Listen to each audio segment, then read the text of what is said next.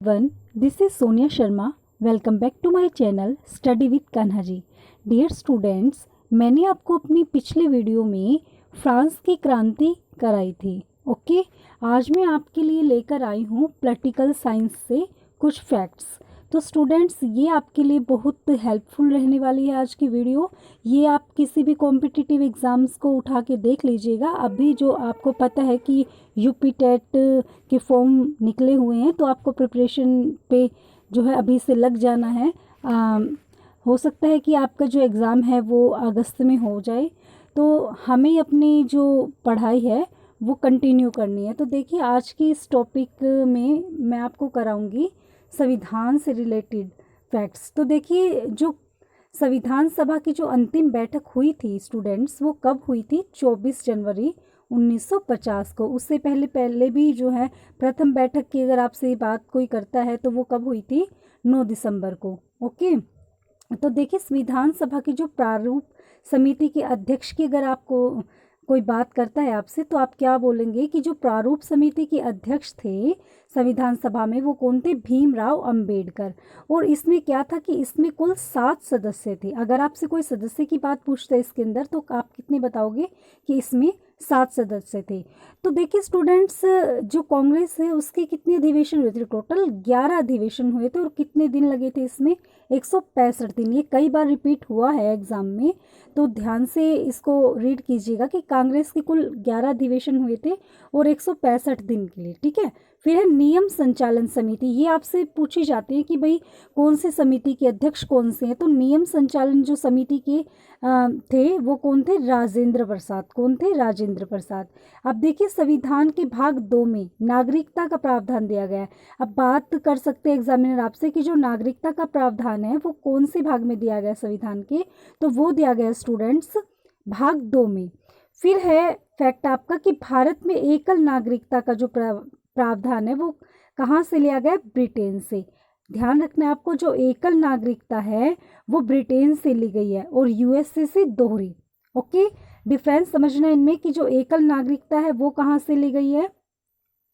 Britain से ली गई है। और अगर दोहरी बात करता है, दोहरी नागरिकता की, तो आपको बोलना है यूएसए में। फिर नागरिकता जो है ना आपको 5 तरीकों से दी जाती है। कितनी तरीकों से प्राप्त होती है? 5 तरीकों से। अब बात करते हैं कि जो विधि का शासन है वो किस देश से लिया गया? तो स्टूडेंट्स, जो विधि का शासन है वो लिया गया बच्चों ब्रिटेन से। ओके, नेक्स्ट है कि हमने जो न्यायिक समीक्षा है हमारी, वो कहाँ से ली है? तो हमारी जो न्यायिक समीक्षा है वो लिए हमने अमेरिका से। कहाँ से लिए? अमेरिका से। फिर देखिए, अब संवर्ती सूची। संवर्ती सूची को हमने लिया है ऑस्ट्रेलिया से। और इसमें पहले 47 विषय थे, जो वर्तमान में कितने हो गए हैं? 52। इसमें डिफरेंस समझना है कि संवर्ती सूची में पहले 47 विषय थे, जो कि एट प्रेजेंट जो है 52 है। फिर देखिए, 7वीं अनुसूची में इन 3 सूचियों को ऐड किया गया है कि संघ सूची, राज्य सूची और समवर्ती सूची। तो संघ सूची जो है आपकी, उसमें पहले थे 97 विषय, जो एट प्रेजेंट टाइप में कौन से है? 100 हो चुके हैं। अब राज्य सूची एक ऐसी सूची है जिसमें जो है पहले ज़्यादा थे, लेकिन अब घटकर कितने हो गए हैं? 61 हो गए हैं। पहले 66 थे। और समवर्ती सूची में पहले 47 विषय थे, अब विषय हो गए हैं 52। फिर राज्य सूची, जैसा कि मैंने अभी आपको बताया कि राज्य सूची इकलौती ऐसी सूची है कि जो घटकर 66 से कितनी हो गई है? 61 हो गई है। तो भारतीय संविधान में जो हमारे मूलभूत अधिकार हैं, जिनको हम मौलिक अधिकार भी बोलते हैं, वो कहाँ से लिए गए हैं स्टूडेंट्स? वो लिए गए हैं अमेरिका से। नेक्स्ट बात करते हैं कि अमेरिका में इसे क्या बोलते हैं? तो इन मौलिक अधिकारों को अमेरिका में बोलते हैं बिल ऑफ राइट। क्या बोलते हैं? Bill of right. और जिसको हमने कहाँ से लिया है? भाग 3 से। फिर बात करते हैं कि अनुच्छेद 12 से 35, ठीक है, ये कौन से अनुच्छेद से कौन से अनुच्छेद तक है? 12 से 35। अच्छा देखिए, स्टार्टिंग में जो ये थे ना, ये 7 थे मौलिक अधिकार, और जो एट प्रेजेंट वर्तमान में अगर बात करें इसकी, तो ये कितने हो गए? 6 हो गई हैं। ओके, फिर देखिए, जो स्वतंत्रता का अधिकार है वो भारतीय संविधान के अनुच्छेद 19 से 22 में है। किसमें है? 1922 में। ये देखिए, आपको सारे अधिकार डीपली बताए गए हैं कि जो समानता का अधिकार है वो है 14 से 18, और जो स्वतंत्रता का अधिकार है वो है आपका 19 से 22। फिर शोषण के विरुद्ध जो अधिकार है वो है 23 से 24। ठीक है, ये अनुच्छेद है आपके, आपको ध्यान रखना है कि कौन से अनुच्छेद में कौन सा अधिकार दिया गया था। फिर धर्म का अधिकार है 25 से 28 और शिक्षा संस्कृति का अधिकार आता है 29 से 30 अनुच्छेद के अंतर्गत। फिर एक है संवैधानिक उपचारों का अधिकार। ये बहुत क्वेश्चन रिपीट होते हैं यहाँ से कि जो संवैधानिक उपचारों का अधिकार है वो आपको कौन से अनुच्छेद से लिया गया है, 32 से। और जो भीमराव अंबेडकर हैं, ठीक है, उन्होंने संवैधानिक उपचारों को संविधान की आत्मा कहा है। अब 5 प्रकार के रीट जो है अनुच्छेद 32 के तहत सुप्रीम कोर्ट जारी करता है। मैंने अभी आपको बताया था ना कि 5 तरह की रीट है, तो वो जो अनुच्छेद 32 के तहत कौन जारी करता है, सुप्रीम कोर्ट।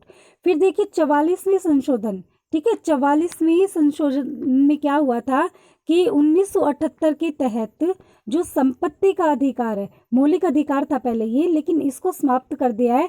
अब इसको क्या बना दिया गया है, कानूनी अधिकार। पहले इसको मौलिक अधिकार में ही ऐड किया गया था, लेकिन इसको 44वें संशोधन के तहत 1978 में हटा दिया गया था और एक कानूनी अधिकार इसको बना दिया गया।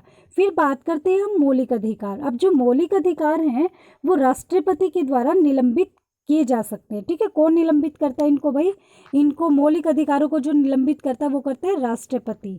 ओके, फिर बात करते हैं हम कि जो अनुच्छेद 20 है उसमें अपराध से संबंधित विषयों को लिया गया है, ठीक है। उसके बाद है कि जो राज्य के नीति निर्देशक सिद्धांत है वो कहाँ से लिए गए हैं, वो ले गए हैं स्टूडेंट भाग 4, ठीक है, भाग 4 में, और अनुच्छेद 36 से 51। नेक्स्ट है कि समान कार्य के लिए समान वेतन कौन से अनुच्छेद में दिया गया है, वो दिया गया है अनुच्छेद 39 में। फिर है अनुच्छेद 40 में क्या है कि अनुच्छेद 40 में जो है हमें ग्राम पंचायत संबंधित दिया गया है। ओके, फिर है कि जो भारतीय संविधान के अनुसार कार्यपालिका का जो प्रमुख है वो अनुच्छेद 53 के तहत कौन होता है, राष्ट्रपति। जो कार्यपालिका का जो प्रमुख होता है वो कौन होता है बच्चों, वो होता है राष्ट्रपति। कौन होता है, राष्ट्रपति आपका। अब उपराष्ट्रपति बनने के लिए हमें क्या कंडीशन चाहिए होती है कि 35 वर्ष आयु होनी चाहिए उपराष्ट्रपति बनने के लिए, ठीक है। और भारत का जो राष्ट्रपति है वो एक अभिन्न अंग है।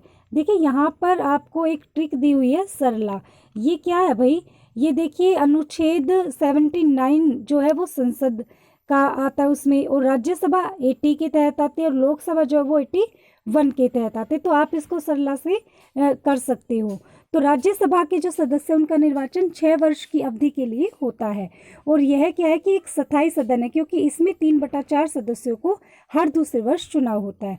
अब देखिए इसमें कुल सदस्य कितने होते हैं बच्चों, 250 होते हैं, ठीक है, और वर्तमान में कितने हैं, 248। अब जो है 12 राष्ट्रपति की ओर से मनोनीत किए जाते हैं। अब देखिए राष्ट्रपति पर जो है महाअभियोग लगाकर इसे जो है पद से हटाया जा सकता है। राष्ट्रपति पर महाअभियोग लगाकर उसे 61 के तहत पद से हटाया जा सकता है। और यदि राष्ट्रपति ना हो तो उपराष्ट्रपति, और अगर उपराष्ट्रपति भी नहीं है तो भाई न्यायाधीश जो है इस पद पर रह सकते हैं। फिर है कि केंद्र सरकार जो है वो वित्त आयोग की सिफारिशों पर समेकित निधि से आर्टिकल 280 के तहत अनुदान देती है। तो स्टूडेंट आज के लिए इतना ही। पार्ट 2 में मैं आपको आगे के फैक्ट्स